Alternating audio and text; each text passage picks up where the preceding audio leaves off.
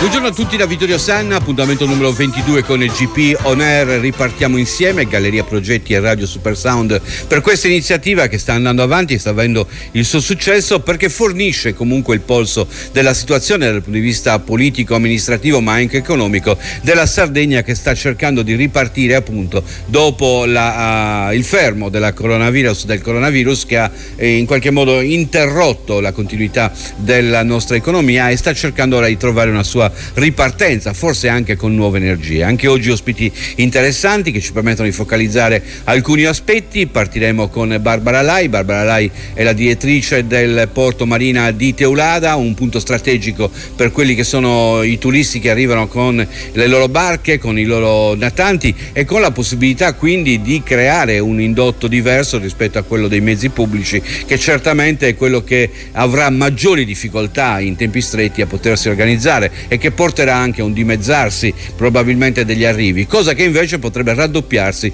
con chi si muove con un mezzo privato. Dopo continueremo con Federico Nieddu, è il direttore del polo commerciale La Corte del Sole, una piccola città in una serie di metri quadrati che ospitano un po' di tutto, le passeggiate ma anche i negozi di diversa tipologia, il cinema con le multisale che devono essere gestite, altre sale per spazi ricreativi, e le idee che nascono all'interno di uno spazio così ristretto potrebbero essere utili anche per concepire delle nuove soluzioni, addirittura per rilanciare in modo positivo quello che è uno spazio che la gente deve vivere, e per farglielo vivere con soluzioni che vengono ricercate in modo particolare. Concluderemo con Roberto Frongia, è l'assessore ai lavori pubblici della Regione Sardegna, quindi ci darà una visione un po' più ampia di quelle che possono essere le iniziative legate anche a questo, ma non solo, a tutta l'attività che già si sta svolgendo e che tentavano di riparare ai problemi che la Sardegna già esprimeva. Tutto questo tra poco con GP On Air.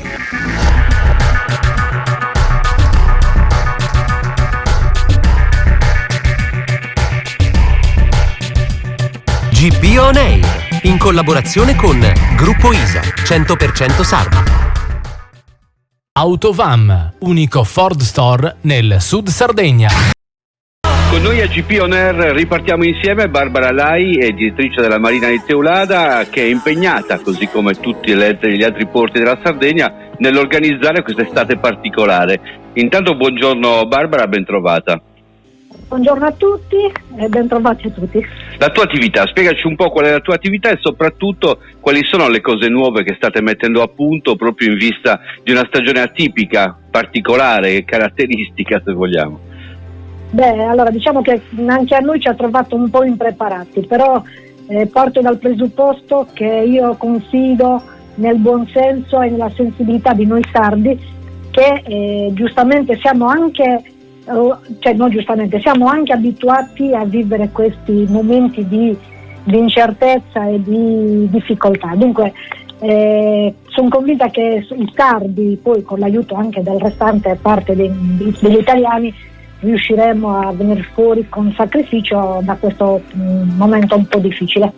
Il porto di Teulada è una realtà bellissima, perché poi è uno dei punti d'approdo che finiscono per essere più battuti, perché c'è tutta quella costa meravigliosa che viene frugata ogni anno, viene scoperta ogni anno.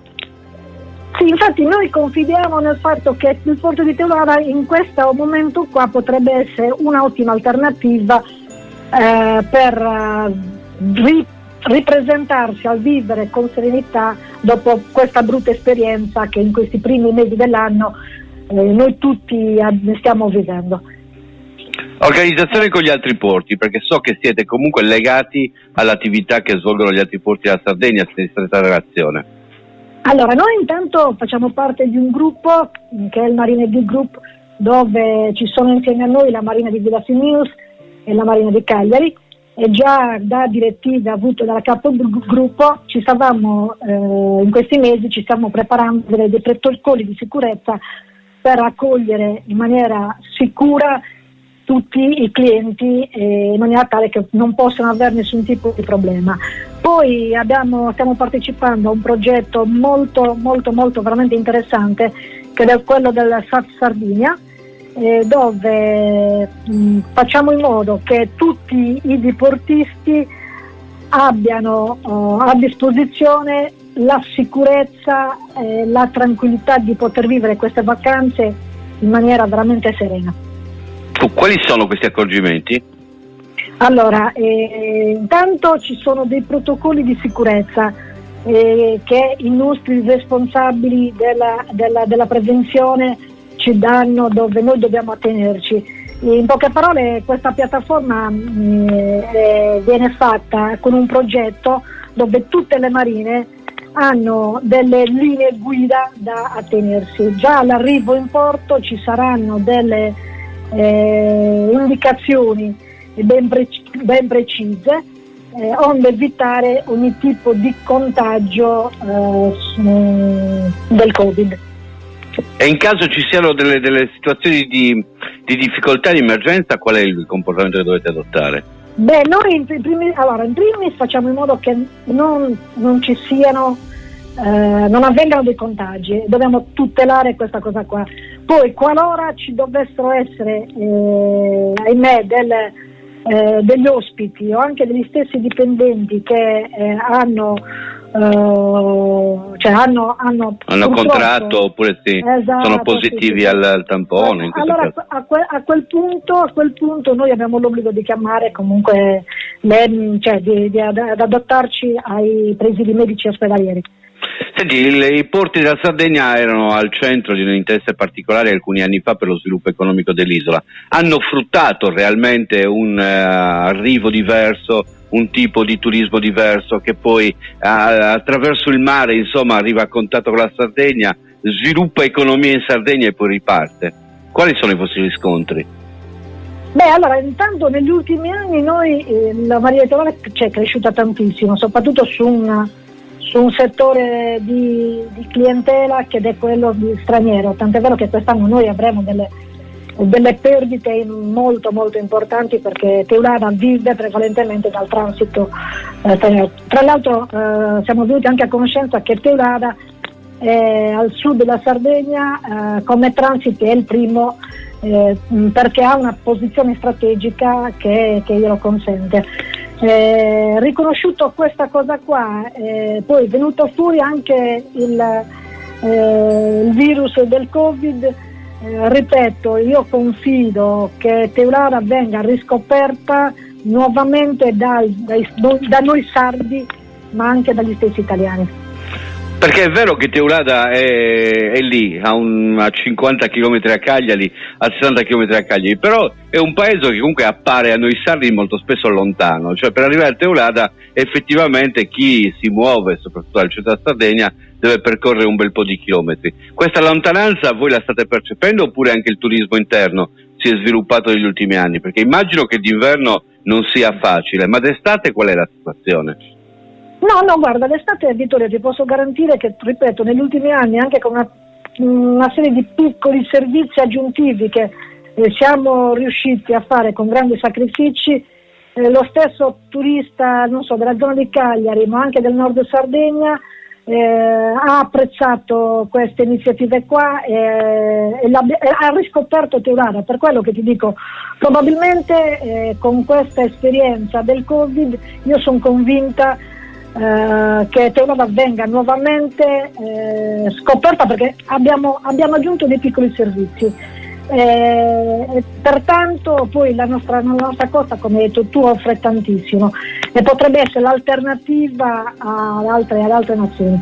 Certo che se per caso potete sfruttare l'intera costa non ci sarebbe problema di spazio da voi, Lo so dove stai andando a mirare.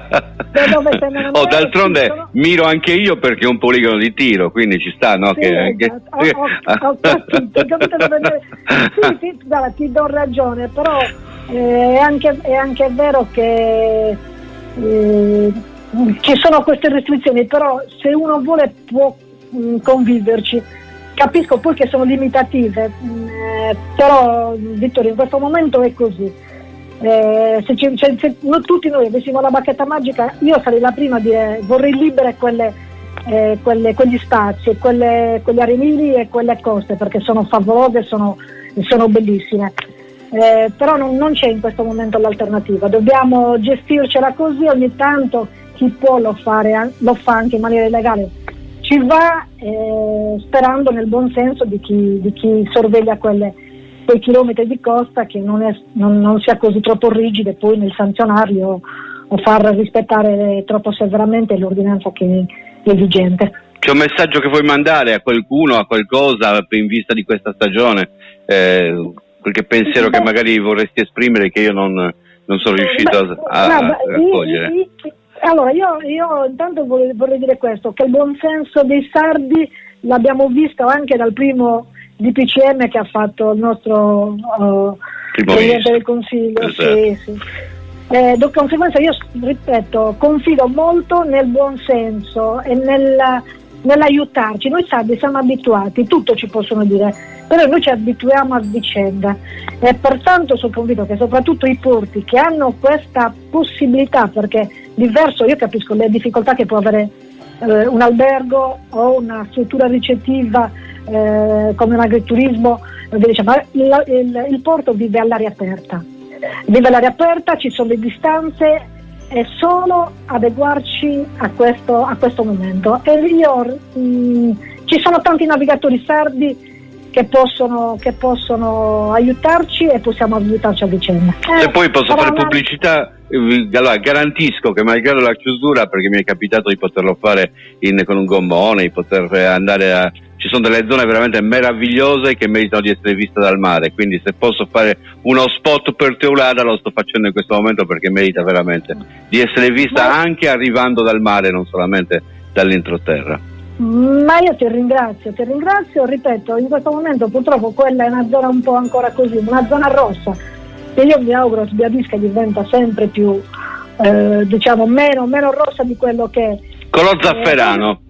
Esatto, non sarebbe male. Poi ripeto, ci potrebbero essere tante possibilità per poterla gestire e salvaguardarla, perché va salvaguardata, perché è così come ce l'hanno data. Però se tutti usiamo il buon senso, nessuno di noi agisce in maniera irresponsabile, c'è la possibilità di godere di queste cose, anche in questo caso. Esatto. Barbara, io ti ringrazio del tuo intervento e magari ci risentiamo più avanti quando siamo a mezza stagione per sentire come stanno andando le cose. Grazie. Grazie a voi e speriamo buona estate a tutti, ma ne sono convinta. Grazie ancora, Barbara. Grazie a te, grazie a buon tutti. Lavoro, ciao.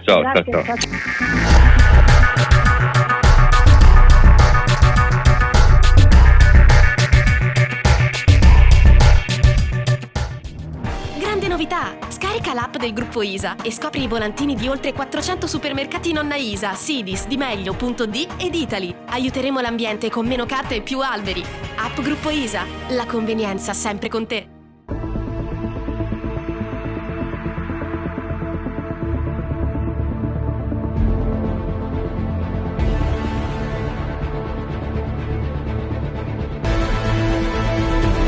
A GP On Air ripartiamo insieme Federico Nieddu, direttore del Polo Commerciale Corte del Sole. Buongiorno Federico, ben trovato. Ciao Vittorio, buonasera a tutti.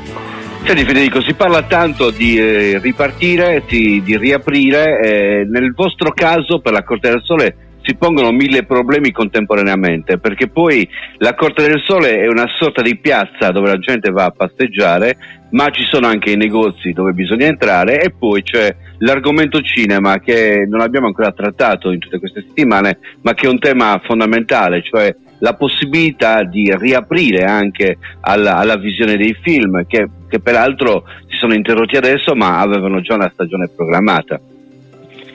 Sì, la complessità nell'interpretare quelle che sono le misure nasce dalla semantica e dalla definizione proprio del centro commerciale. In verità tu hai parlato di riapertura, ma in verità il centro commerciale non ha mai avuto una particolare disposizione di chiusura, ecco. Diciamo che tutte le attività sono state regolamentate dai diversi decreti, e quindi è stata proibita l'apertura delle singole attività, fatte salve quelle poche, tra cui gli alimentari, la vendita di farmaci, le telefonie, i beni per la pulizia e il benessere della persona. Quindi In verità qualche attività aveva la possibilità di rimanere aperta, di fatto non aveva nessun senso mantenerle aperte per il fatto che non c'era la possibilità di frequentarle, di andare poi effettivamente a svolgere attività di acquisto da parte del consumatore e dei clienti. Quindi tutta la complessità di interpretazione già dell'attività dei centri nasce già da lì. Di fatto poi, se invece distinguiamo la riapertura come situazione di fatto dove le persone effettivamente avranno la possibilità di andare ad acquistare, hai perfettamente ragione, il tutto ripartirà quasi integralmente dal 18, almeno così per ora stanno le cose, così, queste sono le disposizioni che sono state date per ora, facendo eccezione per le attività di ristorazione, per le quali ancora non, in queste ore si sta parlando di un'ipotesi di rettifica delle disposizioni, ma supponiamo che anche quelle possano essere autorizzate già dal 18, e supponiamo, lo ribadisco, supponiamo, ma di fatto per ora sono state autorizzate soltanto per la vendita da asporto. E poi, come appunto mi chiedevi sul discorso delle attività di intrattenimento particolari come il cinema, ci lascia un po' dubbiosi su quello che sarà il futuro, perché proprio in queste ore ci sono delle interlocuzioni tra il governo e le associazioni di categoria che dovrebbero portare una rettifica di quelli che erano gli orientamenti iniziali, ovvero si prevedeva la riapertura a luglio, adesso sembrerebbe che le indicazioni siano sempre da prendere con le pinze, per carità, massima prudenza per non creare false aspettative per nessuno, però sembrerebbe che si stia trattando di giugno, quindi un'anticipazione. Le particolarità in che cosa consisteranno? Si suppone che ovviamente ci saranno anche lì dei percorsi, ci sono delle diverse disposizioni in merito alla gestione dei bar all'interno dei cinema, perché come tu sai lì il problema del bar rispetto a un bar normale è che lì all'interno di una struttura di un cinema c'è la fretta dell'inizio del film, no? Quindi tu vai a fare la fila per cercare di favorirebbe, diciamo, in un certo senso rispetto a un bar normale, per semplificare, favorirebbe l'assembramento, ecco. Certo. Comunque questo, diciamo che dovrebbe essere lasciato in mano, l'orientamento attuale dovrebbe essere di lasciare la discrezionalità alle singole sale, anche perché poi dipende dalla struttura in sé, se effettivamente un bar possa o meno svolgere l'attività senza favorire l'assembramento. Poi percorsi, poi file alterne, poi posti a sedere alterni. Federico, poi... ti sei sentito un po' sindaco in questo periodo, considerato che poi tu alla fine hai una varietà di locali commerciali che hanno regolamenti diversi, la concentrazione della gente che comunque potrebbe essere paragonata a una grande città nella proporzione tra i metri quadri a disposizione e l'afflusso che c'è. Insomma, alla fine i problemi che hai dovuto affrontare sono gli stessi dei sindaci e forse anche più complessi.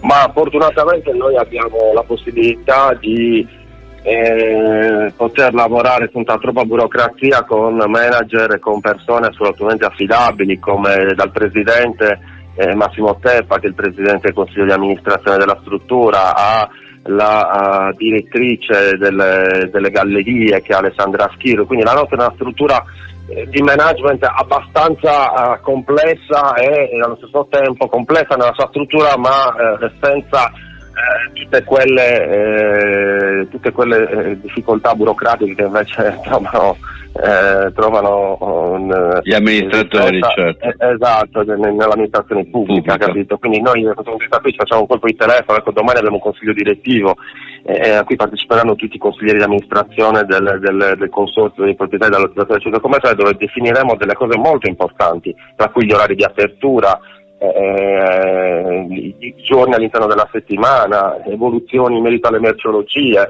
la segnaletica stradale orizzontale per consentire ed evitare consentire alla clientela di trafficare ed evitare che si creino degli assembramenti, i criteri che stiamo già adottando, che abbiamo anche già adottato e che dovremo migliorare, relativi alla sanificazione delle gallerie, senza dimenticare un nuovo sistema assolutamente performante che adotteremo per la quantificazione dei flussi e la trasmissione in tempo reale del dato di capienza all'interno del centro commerciale. Sono tutti peraltro investimenti che ci troveremo a supportare. Quindi, ecco, da questo punto di vista, la responsabilità però condivisa e piacevolmente gestita. Ecco, dal punto di vista economico, avete già fatto un calcolo di quanto incide il dover adattare il tutto e di che riduzione ci potrebbe essere poi anche a livello di volume d'affari? Cioè, quanto vi costerà sostanzialmente in termini percentuali, o quanto ipotizzate vi possa costare in termini percentuali tutta questa operazione di sanificazione e di precauzione? Guarda, per rispondere a questo tipo di domanda a me assolutamente piace citare i numeri e essere il più preciso possibile, però in questo caso facendolo rischierei soltanto di darti delle informazioni sbagliate, la qual cosa non mi piace per deformazione anche professionale. Quindi ti posso dire che è un segno meno comunque, cosa di sicuro. Sì, ritengo che sia un segno meno, però dipenderà questo da che capacità avrà il sistema di supportare finanziariamente il problema e il danno economico che ovviamente ci stiamo trovando in queste ore a dover affrontare. Ti posso dire che noi siamo abituati a gestire anche situazioni di complessità, perché tu ricorderai che la Corte del Sole non è nata in una situazione assolutamente facile, con delle caratteristiche diciamo di agevolazione da parte del sistema, quindi del sistema in cui è inserito, quindi abbiamo già dovuto affrontare delle difficoltà. La grande differenza tra l'emergenza che affrontammo in fase di avviamento della Corte del Sole e questo tipo di emergenza è che l'enigma non ti nasce dalla natura del centro in sé, ma ti nasce dall'esterno, perché non sai come poter interpretare i dati macroeconomici e non quelli che riguardano la Corte del Sole. Mi spiego meglio: oggi la Corte del Sole è il centro più avviato tra i più avviati della Sardegna, quindi se dovessi partire da una situazione di partenza diciamo quasi ibernata, uguale identica al giorno prima del coronavirus, potrei stare tranquillo, no? Perché la realtà avviata e quindi potrei fare i conti con quei dati lì. Il fatto è che devo fare i conti invece con un problema che non è interno ma è esterno, di più difficile quantificazione. Allora, le misure potrebbero essere simili, perché uno dei principi da cui si parte è che probabilmente ci sarà una piccola diciamo retrocessione in termini di avviamento, cioè andrai a perdere un po' di anni di avviamento, ma questo non è detto, perché lì dipenderà dal sistema come assorbe bene o male questo shock, perché può darsi che la finanza possa servire invece a creare e ad accelerare un effetto che psicologicamente si dovrebbe comunque verificare, che è quello del cosiddetto rimbalzo o revenge spending, come la chiamano, cioè la possibilità di avere una sorta di riscatto anche nella spesa e nell'approccio del consumatore, che potrà essere portato a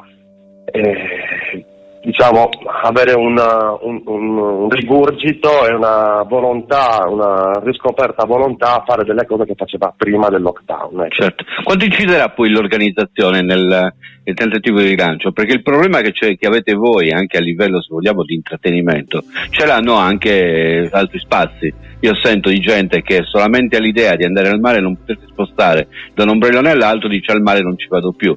Ci potrebbe essere anche da questo punto di vista, a seconda del tipo di organizzazione e quindi di capacità di far star bene comunque la gente indipendentemente da queste misure, poi un riscontro maggiore anche sul piano commerciale. Sì, si è andato a toccare proprio il tasto clou, cioè il vero motivo per cui la gente poi va a frequentare questi spazi, cioè questi sempre di più sono centri di intrattenimento, di divertimento, e quindi diciamo che viene un po' difficile ipotizzare questi centri senza questa natura. E in questa fase qui non ce lo possiamo negare, tutta l'eventistica, tutto quello che riguarda il divertimento collegato alla presenza fisica delle persone, perché non dimentichiamo che siamo animali sociali, la necessità di trovare delle situazioni parallele date dai social, date dal digitale, da tutto quello che appartiene al mondo dei social, e comunque ha come punto di arrivo quello del divertimento reale, cioè quello di potersi ritrovare tutti assieme e poter vivere degli spazi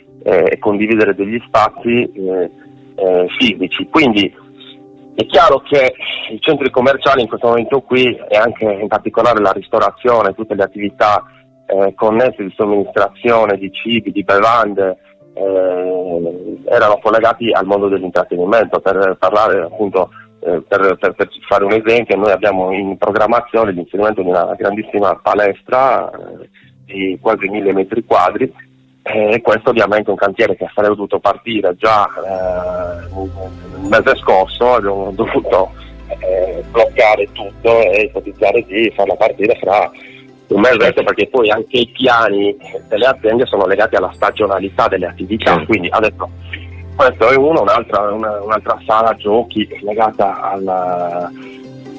all'intrattenimento dei bambini, e anche quello su quello siamo riusciti a fare qualcosina, per avuto dei rallentamenti.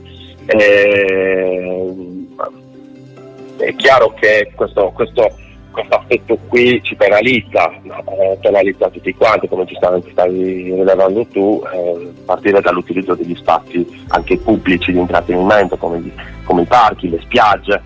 Speriamo che tutto questo problema qui sia alla fine misurabile, riconducibile a una soluzione nel più breve tempo possibile, per consentire effettivamente delle attività dalle quali non si può prescindere. Ricordo anche che noi l'anno scorso abbiamo avviato una campagna di eventi all'aperto, sui quali avevamo già fatto della programmazione anche per quest'anno. Sono un po' quelli dimenticati gli artisti dilettanti, o meglio quelli che non hanno... e tutti quelli che ruotano intorno, poi, perché i service, coloro che lavorano per allestire questi spazi, coloro che forniscono dei servizi, è un po' il problema che esiste nella stagione un po' di concerti, le iniziative. Io, Federico, ti ringrazio del tuo intervento, è molto molto interessante anche nella sua varietà, se vogliamo, e ci sentiremo ancora per sentire poi dopo la ripartenza come funziona, in modo da avere anche il polso della situazione. Grazie a voi, a presto. Buona giornata, ciao. Ciao.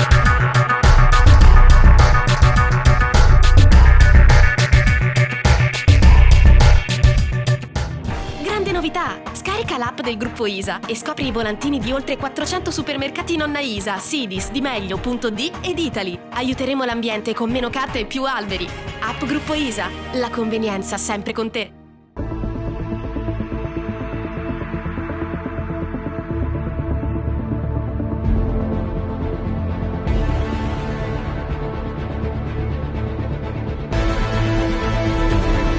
A GP On Air ripartiamo insieme. Roberto Frongia, l'assessore ai lavori pubblici della Regione Sardegna.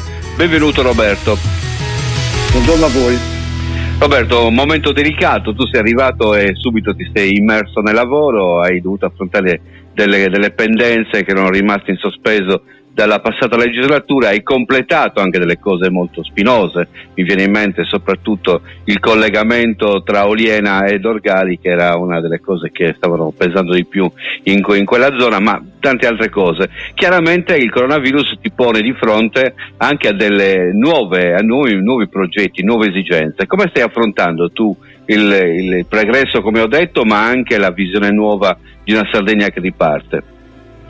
Fatemi dire prima di tutto che ho trovato però una macchina amministrativa all'altezza, ho trovato competenze, ho trovato la disponibilità di chi lavora presso l'assessorato, e quindi sono stato da questo punto di vista molto avvantaggiato e sono stato accolto con entusiasmo anche da chi lavora da anni in quell'assessorato, in quella struttura. Quindi da questo punto di vista mi considero molto fortunato. Questa è stata una delle ragioni per la quale siamo riusciti a risolvere un problema importante come la vicenda del ponte di Oloè, che è stato risolto grazie alla collaborazione però oltre che della regione anche delle istituzioni, ed è stato risolto anche grazie al lavoro svolto di pungolo svolto dalle due amministrazioni comunali di Oliena ed Orgali. Quindi il merito va in quel caso suddiviso fra tutti, e poi ripeto, sono stato molto fortunato a capitare in un assessorato dove le competenze sono assolutamente evidenti.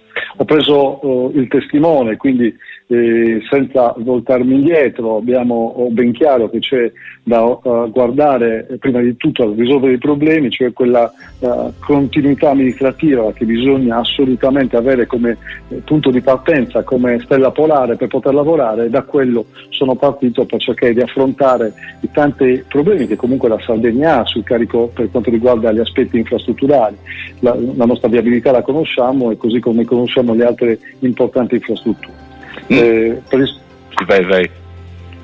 Per rispondere alla domanda su come stiamo affrontando la vicenda legata al Covid-19, al coronavirus, qua per quanto mi riguarda le mie competenze erano relative al cercare di dare un'accelerazione alla spesa, cercare di venire incontro alle esigenze delle imprese, cercare di capire cosa fare.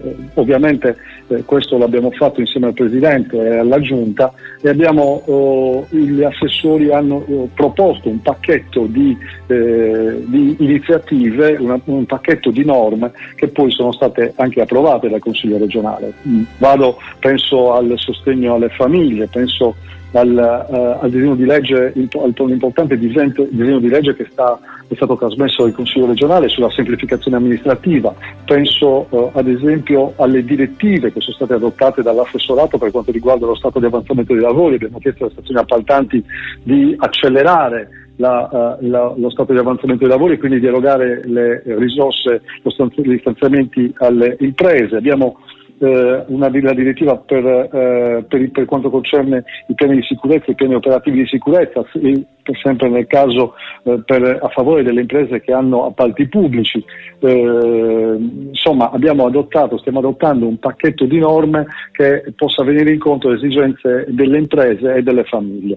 Non ultima la vicenda legata per quanto riguarda il fondo BEI, il fondo quindi di sostegno alle imprese sarde. Senti Roberto, è un periodo come questo, per poter ripartire c'è bisogno di strade ben tracciate, ma è una metafora, non è solamente una cosa concreta. Anche concretamente le comunicazioni sono fondamentali per potersi avvicinare o allontanare da un territorio a seconda di ciò che capita, ma è importante anche la velocità di esecuzione di tutti quelli che sono i progetti che si portano avanti. Ecco, da questo punto di vista mi pare che vi abbia aiutato un pensiero, quello di pensare alla Sardegna e di non stare a guardare o ripudiare quello che è stato fatto prima. No, assolutamente no. Non si può ripudiare quello che è stato fatto prima, sarebbe un errore. Ripartire dai blocchi di partenza sarebbe un errore tragico. Si prende il testimone, si va avanti e non si torna ai blocchi di partenza. Abbiamo preso, infatti, quando parlavo della continuità amministrativa, alludevo proprio a questo, al fatto che bisogna tenere conto di ciò che è stato fatto e cercare di andare avanti, non di tornare indietro e distruggere. Abbiamo preso quel testimone, abbiamo cercato di operare in diverse direzioni. Abbiamo potuto, come dicevo prima, erogare finanziamenti importanti ai comuni e alle province per poter risolvere alcuni problemi della viabilità stradale, ma anche per porre rimedio alle tante incompiute che abbiamo in Sardegna, o tante le opere incomplete o le situazioni emergenziali. Abbiamo erogato un'importante quantità di denaro, abbiamo immesso un'importante quantità di denaro nelle casse dei comuni e delle stazioni appaltanti. Il problema è accelerare la spesa. Come è possibile accelerare la spesa? Certo, noi facciamo i conti, dobbiamo fare il conto con un pacchetto di norme assolutamente che crea problemi e non risolve i problemi. Sappiamo cosa è il codice degli appalti, cosa rappresenta il codice degli appalti per il nostro paese. Abbiamo presentato, il Consiglio regionale, la maggioranza ha presentato una proposta di legge sulla proposta, tra l'altro fatemelo dire, proposta di riformato di Sardi per abrogare il codice degli appalti, che è proprio uno dei problemi principali delle opere pubbliche in Italia e nell'isola. Da questo punto di vista basta capire cosa è successo per il ponte di Genova, dove è stato aggirato, è stato travolto il codice degli appalti, è stato nominato un commissario che ha potuto accelerare la spesa, e infatti gli effetti li conosciamo. Ciò significa che il codice degli appalti è uno dei problemi.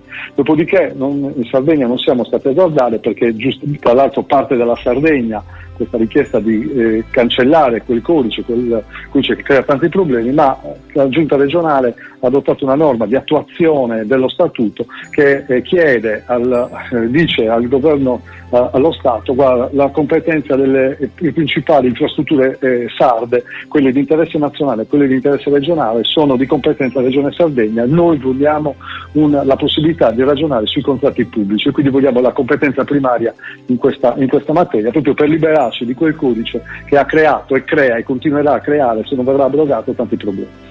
C'è chi dice che questo coronavirus potrebbe essere anche un motivo per rilanciare determinate filosofie. Una di queste è certamente la trasversalità della politica, nel tentativo di fare in modo che la Sardegna venga posta al primo posto rispetto a quelle che sono invece le posizioni, chiamiamole, di orientamento politico, che abitualmente riflettono quello che succede a livello nazionale e frenano molte volte questo piano di sviluppo. Io ho avuto modo di verificare, certo, nel dialogo tra maggioranza e opposizione, però devo dire che il dialogo tra maggioranza e opposizione ha portato anche a una serie di provvedimenti importanti in questi mesi. Faccio l'esempio di ciò che è successo stamattina in Commissione. So che è un aspetto che potrebbe risultare piuttosto noioso e forse un po' complicato da raccontare, però questa mattina in Commissione ho presentato un'importante rimodulazione, o comunque un importante pacchetto di finanziamenti ai comuni della Sardegna, proprio per agire, come dicevo prima, nel tentativo di risolvere i problemi delle tante computer sarde. C'è stato intanto una commissione, la commissione consigliare, che è competente, quella che riguarda le infrastrutture, i lavori pubblici, si è svolta una discussione assolutamente serena, alla luce di ciò che è stato presentato e che presentavo all'attenzione dei commissari e quindi dei consiglieri regionali. Il voto si è concluso con il voto a favore non solo della maggioranza, ma alcuni componenti della minoranza e l'astensione di altri. Ciò significa che il clima è assolutamente collaborativo e quando c'è bisogno di pensare ai bene dei sardi, i sardi si mettono insieme e sanno pensare al bene della propria comunità. Benissimo, lo spirito per ripartire insieme. Io ti ringrazio, Roberto, del tuo intervento, grazie del tuo contributo e magari più avanti ci sentiremo ancora per fare un po' il punto della situazione. Faremo anche noi la nostra verifica dell'avanzamento lavori, chiamiamolo così. Molto volentieri, resto a vostra disposizione. Grazie Roberto, buon lavoro, ciao. Buon lavoro a voi. È tutto anche per oggi per quanto riguarda GP On Air. Ripartiamo insieme, l'appuntamento è rinnovato per lunedì alle ore 12, sempre su Radio Supersound, in questa produzione Galleria Progetti. Arrivederci a tutti. Grande novità! Scarica l'app del gruppo ISA e scopri i volantini di oltre 400 supermercati nonna ISA, Sidis, Di Meglio.d ed Italy. Aiuteremo l'ambiente con meno carte e più alberi. App Gruppo ISA, la convenienza sempre con te.